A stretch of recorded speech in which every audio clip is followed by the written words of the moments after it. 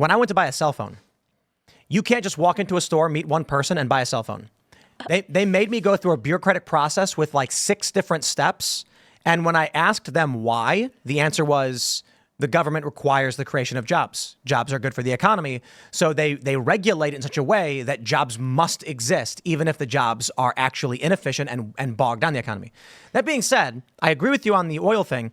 The United States wants to be completely in control of who can buy, trade, and sell oil, and it's how the U.S. maintains its control over the liberal economic order.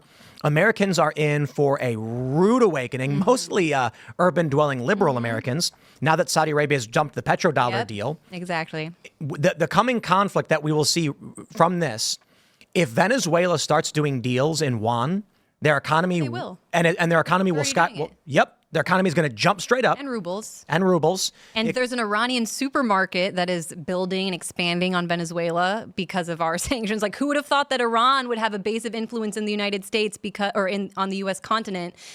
I'm sorry, the American continent. We've been talking too much. It's going to be wild. Because of a policy crafted by John Bolton and Elliot Abrams. It's like our policy just doesn't make sense. My view on this whole thing is the neoliberal neocon establishment says we have to retain military supremacy over the planet and suppress anyone who opposes the petrodollar because the U.S. doesn't produce anything. We produce culture, and then we export it basically because of the force we have and the occupation power that we have. But for the most part, that's the only thing we actually export, which means by any sane metric, the U.S. economy should not be anywhere near as strong as it is because we don't export enough goods. We import way too much. Our economy is good because we have a bunch of cannons and guns and drones pointed at a bunch of other countries saying trade oil in dollars or else. Saudi Arabia dumps this deal. And now China is doing big deals in yuan and rubles, especially the conflict with Russia. Venezuela is going to see a rebound of their economy for this reason. Absolutely. The U.S. will struggle to maintain their imports. So true. The simple way to explain what this means for all of you is that $1,500 MacBook you love, it's going to cost you $10,000 in a few years. Inflation. And it's not, real quick, it's not inflation. It's that the only reason we can import a computer that's manufactured in China is because we control the petrodollar. So that means when we want to import goods, we get them at a premium rate because if anyone wants to buy oil, they've got to buy US dollars first. Our export is literally the control of the currency required to buy energy. Now that that's breaking, we're going to try to buy a laptop from China, and they're going to say, why do we need US dollars? Yeah. We don't need them anymore. So it's going to cost you $10,000 for our labor. That's so why right. the great idea is to bring U.S. manufacturing home and to be energy independent. And so Trump's plan was the petrodollar system is failing. I'm not saying this is literally what Trump was thinking, but the Trump side represents the liberal economic order has failed. The petrodollar system will fail. For the past decade, China and Russia have been dumping U.S. dollars and bonds, and they've been trying to get out of that market because the moves they're making are clear. We can no longer, appease Saudi Arabia. So Trump says, secure our borders, shore up our economy, build up our jobs, make sure we're producing, manufacturing, and bringing our troops back because we will not be able to sustain this massive military expansion when we don't control the oil system. And the deep state said, no, bomb Russia, bomb Ukraine, bomb Iran, and that's how we're going to maintain this system. And Venezuela as well. They pushed John Bolton writes about in his memoir, crafting the coup policy, this shadow government that they recognized, forcing Trump to do that or pushing Trump to do that.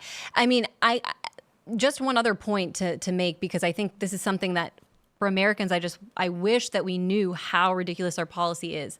So when Trump recognized the shadow government in Venezuela, at that time, Venezuela was providing us with about 7% of our oil imports. Canceled those, put sanctions saying we can't buy Venezuelan oil. Okay, that's great for us. Russia's share of the oil market immediately jumped by 7%. I have a graph in my book showing. I think it's because they were probably buying Venezuelan oil and selling it back to us, which is stupid. But then Biden comes in and puts an embargo on Russian oil. So we lost 10% of our imports. Obviously, we don't have the infrastructure in place here to make it up. And just one more point. We hear all about this like communist socialist dictatorship down there. They actually would do business with us. They would have been happy because they started actually opening up their oil market to foreign investment. And because we were the ones boycotting, they went to Russia and China. I have sources on Wall Street who want to do business with the Venezuelan government, but their main obstacle is not the socialist government down there. It's the U.S. Treasury Department, which is somehow so ideologically obsessed with just overthrowing anyone who resists the liberal order that we are now at a point where you could have maybe made the case that this interventionist foreign policy, even if we're morally opposed to it, was benefiting the United States at some point. That's no longer the case. And when it comes to the dollar and the fact that everybody's ditched it, that wasn't just something that happened because they wanted to. It's because we weaponized the dollar. Yeah. And it's just... It was happening under Obama. What can we do to make it stop? I remember in the 2000s, I think Alex Jones was talking about this, that Russia and China were preparing to dump the petrodollar. And he's warning about this some like 15 to 20 years ago. And now it's happening. And so I think in the future, Donald Trump, he's negotiating with Kim Jong-un. I think ultimately Trump is going to, the Trump policy would probably be Venezuelan neutral. Should be. He's going to say, I don't know about these countries. I don't care about them. Their people are not my people. You want to sell me oil? Give me a good deal. I don't care what you do. That should be the policy. Unfortunately, I do think the fact that now the Venezuelan opposition group that drove this policy under Trump and now pushed Biden to give Venezuelans temporary protected status wants to build a base of political support in Florida that operates like the Miami Cubans or anyone else that says we're one-issue voters. You have to be very, very aggressive on. But to me, that's not putting America first, obviously. And if you come here and you're a citizen, you can't really be forcing me. You have a stake here now, right? You're a part of this country. Well, that's the idea, and we don't have a culture that advocates for immigrants to assimilate into American values and American culture.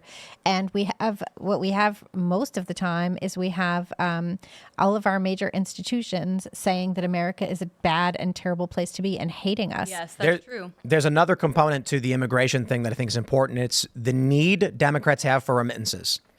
Mm-hmm. We ask ourselves, why was there this big story that we're giving $12 million to Pakistani gender studies?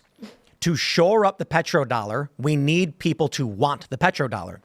So if we go to Pakistan and say, hey, we're going to give you $100 million to spend on these programs, we guarantee how they spend it. In their minds, they're thinking, hey, so long as everyone's buying using dollars and dollars are valuable, we're getting free stuff. The purpose is this is what they're doing. By giving U.S. dollars to foreign countries, the foreign countries have an interest in other people using and spending that money. If everybody all at once said U.S. dollars are worthless, Pakistan would be like, sorry, I can't take your dollars. They're not going to get me anything. So they accept them. Other countries accept them. Both countries are now being tricked into spending with our money. Remittances do a similar thing.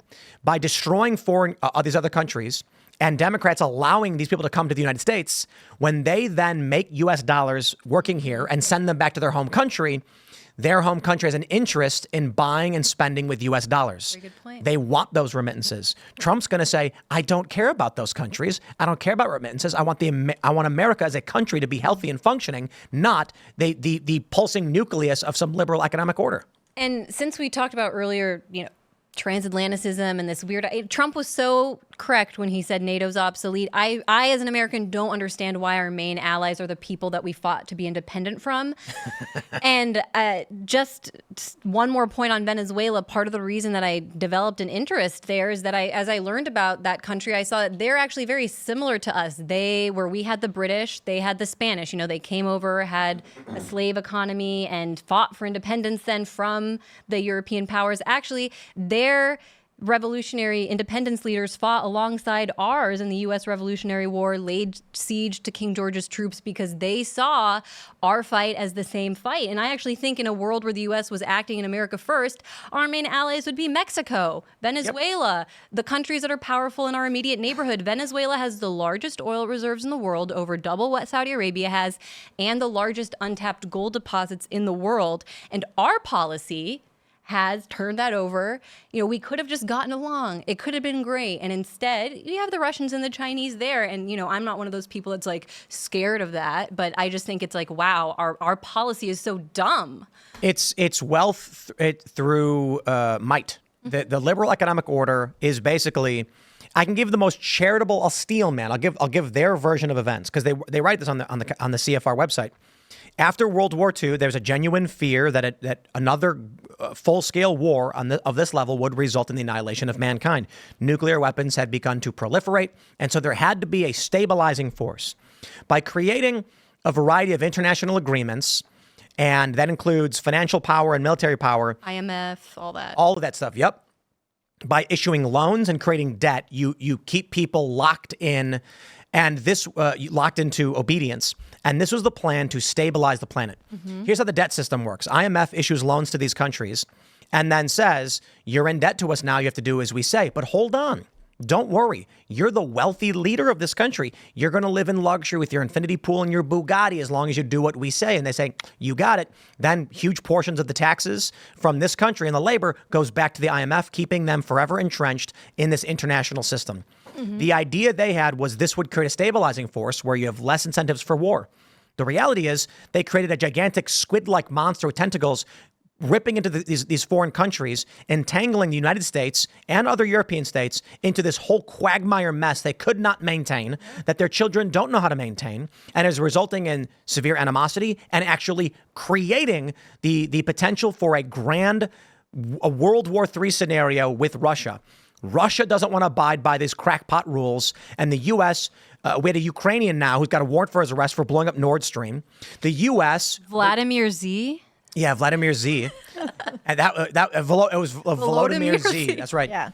So the U.S., because of Russia's ability to sell energy at a higher rate through Gazprom into Europe, decides we're going to seize Ukraine, we're going to seize Syria, we're going to destabilize these countries because that's what the liberal economic order must do to maintain the system because we're the good guys, they say. And all it's done has destabilized these regions, often intentionally so that we can justify our military expansion in these countries for the purpose of energy exploration and removing any competition. And it's resulting in a conflict with Russia, potentially China, Venezuela, Iran, which maybe we win, but the reality is in a nuclear war, there are no winners, just survivors. Thanks for watching this clip from Timcast IRL. Make sure to check out the live show Monday through Friday at 8 p.m. on this channel. Subscribe and we'll see you all there.